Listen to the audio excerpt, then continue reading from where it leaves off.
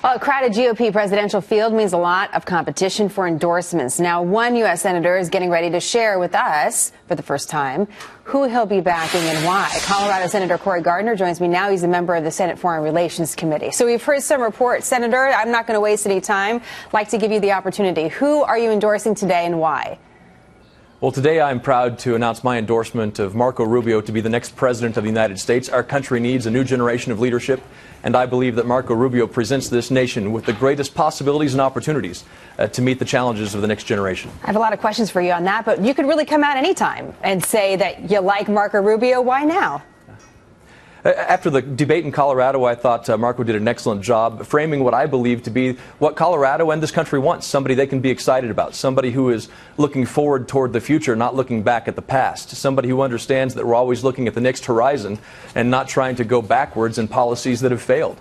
And if you look at the policies, the campaigns of the Democrats, Hillary Clinton, they're just simply trying to argue about how much further left or how further deeper into socialism we can go. And I believe Marco Rubio presents us with the opportunity that Americans can be excited about. And that's that generational opportunity, that generational choice for all of America. Interesting you talk about generational choice. I spoke with Jeb Bush and his campaign manager last week on this program. They doubled, tripled down really on the complaints about Marco Rubio.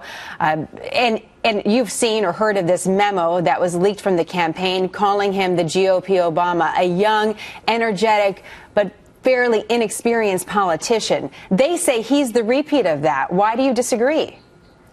Well, again, I think Americans make the choice themselves. They've seen clearly performances on the debate stage, and they understand who can better lead this country. This isn't about who is on the ballot on the Republican side. This is about who's going to be the Democrat nominee and who's going to be the Republican nominee. And I believe if we are going to put Marco Rubio on the ballot, that's our best foot forward. That's our best opportunity to defeat Hillary Clinton. This is going to be the Clinton coronation, and we know that. So what evidence is there, in your opinion, that Senator Marco Rubio is, in fact, a good leader? What has he produced that you're pointing to that the American people can look at and say, there's the evidence he knows how to lead?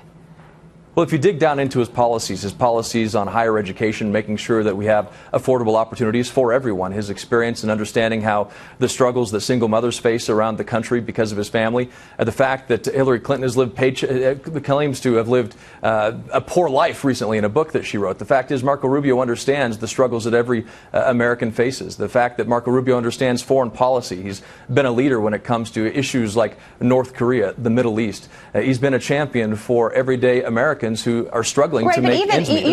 You like the Broncos. I know we're talking a little bit about that on set. You know, even gifted athletes have to practice their craft, and they practice it because they prove to the coaches that when a big game hits, they're going to be able to perform. The same can apply to gifted leaders as well, that they have to practice their craft and move people and show evidence that when the big game comes, they're going to be able to perform in that position. And the critics of Marco Rubio say, listen, he may stand for some good policy points, but he hasn't passed the legislation. He hasn't proven that he can get things through government, and therefore maybe he needs a little bit more practice. What do you think of that? Well, look, Marco Rubio served as Speaker of the House of one of the most populous states in our nation.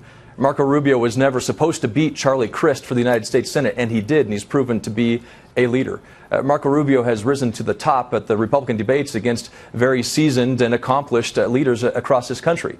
But what we have with Hillary Clinton, and this is going to be the comparison, what we have with Hillary Clinton is decades-old reruns, the same failed policies, a person who believes that the VA problems, the Veterans Administrations, are simply being made up, a person who believes that Uber is hurting our economy instead of growing our economy. Look, Marco Rubio understands the innovation economy, understands that when we release the innovation and entrepreneurial opportunities for this country, that every American is going to be better off. When we lower taxes on American businesses and individuals, it will allow people the chance to grow and to thrive. And that's really what this is about. This isn't about looking back at past policies that have failed. This is about looking forward. And I think that's the opportunity that Marco Rubio gives all of this country. Okay, gives Colorado a reason to look forward. We mentioned that you serve in the Foreign Relations Committee. This is a really important committee. In fact, you serve with Marco Rubio on several different committees. What do you think of the complaints of him missing votes and also missing work?